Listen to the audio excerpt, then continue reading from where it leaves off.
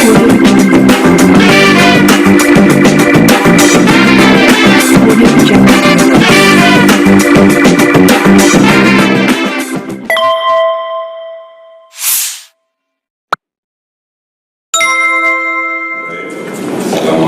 warahmatullahi wabarakatuh.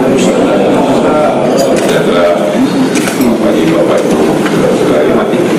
Alhamdulillah, alhamdulillah alamin. Wassalatu wassalamu ala asyrofil anbiya'i wal mursalin wa ala alihi wa sahbihi ajma'in. Amma ba'du.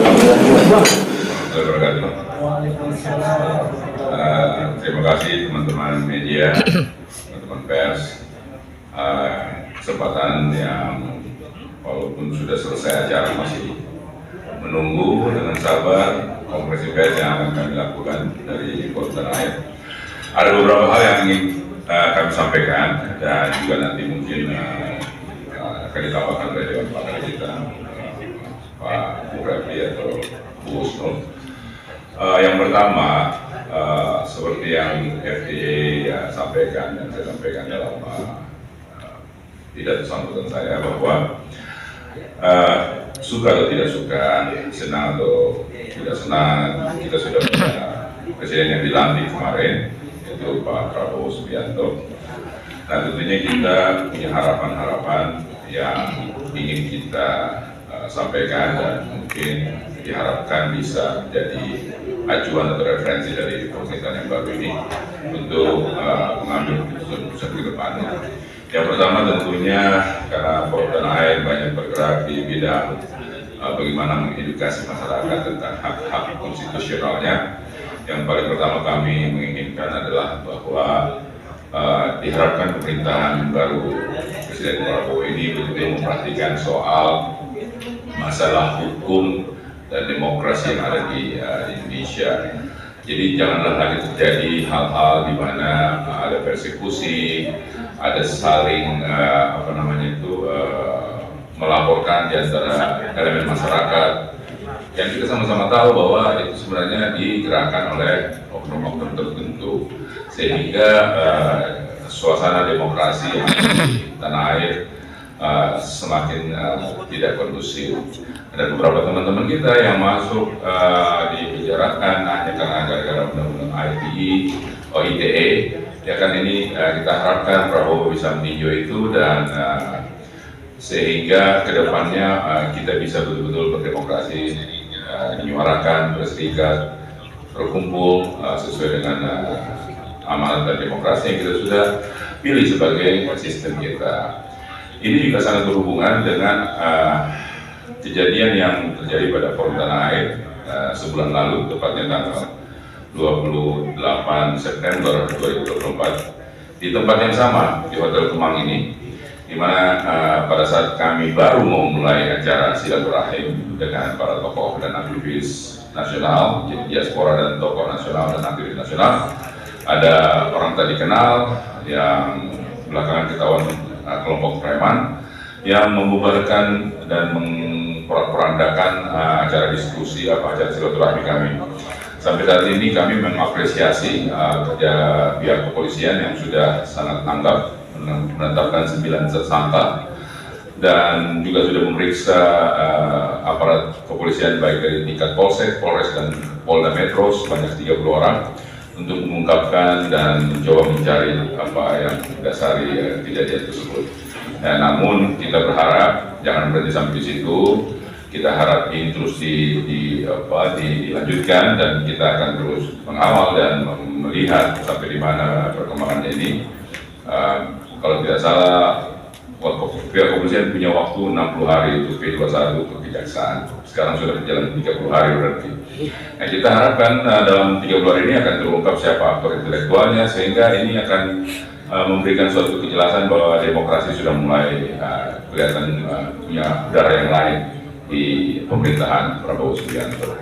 Kemudian hal yang lain juga, kita ingin ada beberapa hal undang-undang yang mungkin bisa menjadi gebrakan daripada pemerintahan baru Prabowo ini untuk memperlihatkan bahwa pemerintahan baru Prabowo betul-betul konsisten ataupun punya komitmen untuk menjadikan Indonesia ini menjadi lebih negara hukum yang betul-betul tidak lagi tajam ke bawah, betul ke atas, dan juga membuat kebijakan-kebijakan yang mungkin bisa membuat pihak-pihak yang tidak yang terlibat selama ini dengan hal-hal yang melanggar hukum itu menjadi jerah. Kita juga mengusulkan dari FDA bahwa silakan kalau memang menunjukkan etikat baik, pemerintah baru Prabowo harus mencoba untuk merevisi atau merevise Undang-Undang Nomor 9 Tahun 2019 tentang Undang-Undang KPK, jadi kembalikan Maret 2019.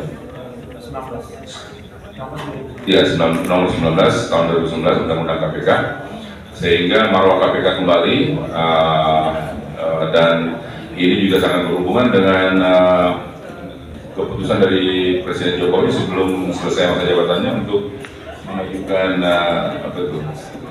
hasil panitia seleksi untuk calon-calon pimpinan DPR. Ini kita harapkan KPK.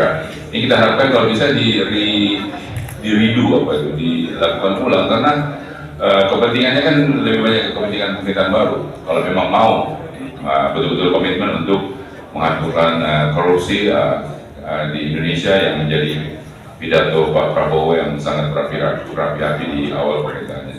Ada beberapa hal lain mungkin yang perlu juga kita ketahui, bahwa intinya kalau mau dianggap sebagai memberikan harapan baru, pemerintahan Prabowo Subianto harus memperlihatkan goodwill atau etikat baik dan memperlihatkan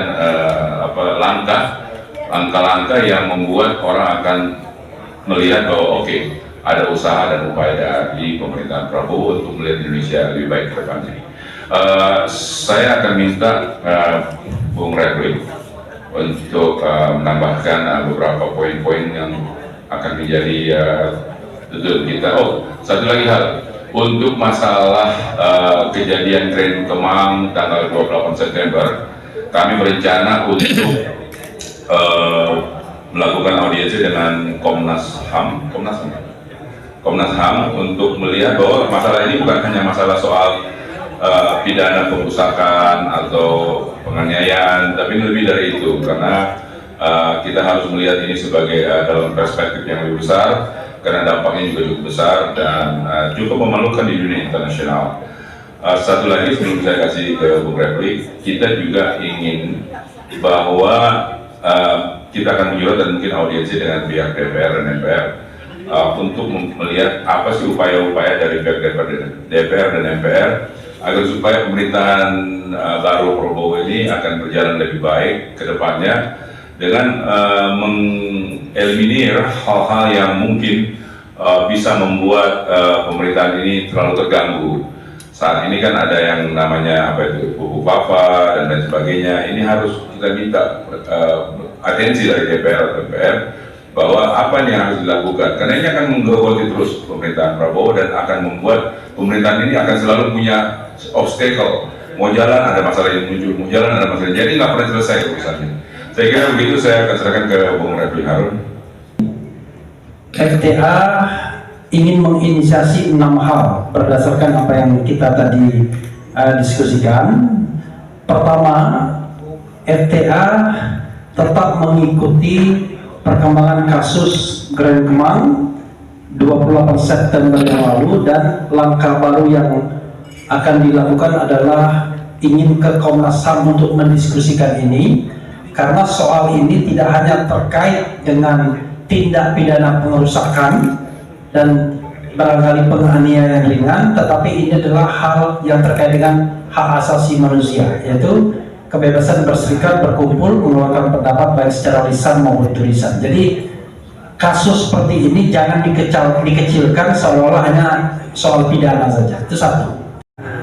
Saat ini yang sudah masuk sebagai pengetahuan kami adalah kasus perdatanya, perbuatan melawan hukum, yang disampaikan rekan yang di depan juga, ya.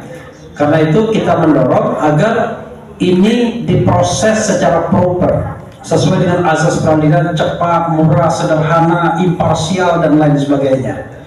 Kalau nanti datang ada pengaduan yang sifatnya pidana, kita juga mendorong agar ini diproses. Jangan sampai kemudian seolah-olah ada pihak yang kebal hukum. baik soalnya KKN misalnya maupun soalnya terkait dengan hak asasi manusia. Kalau kita bicara aspek pelanggaran pidananya, ya, baik pidana ringan, berat maupun pelanggaran hak asasi manusia dalam skala berat dan ringan. Itu yang kedua. Yang ketiga, FTA juga Forum Tanah Air. Kalau FTA kan Forum Tanah Air, ya kan? Kadang-kadang bilang FTA ya juga mendorong agar Dewan Perwakilan Rakyat menginisiasi penyelidikan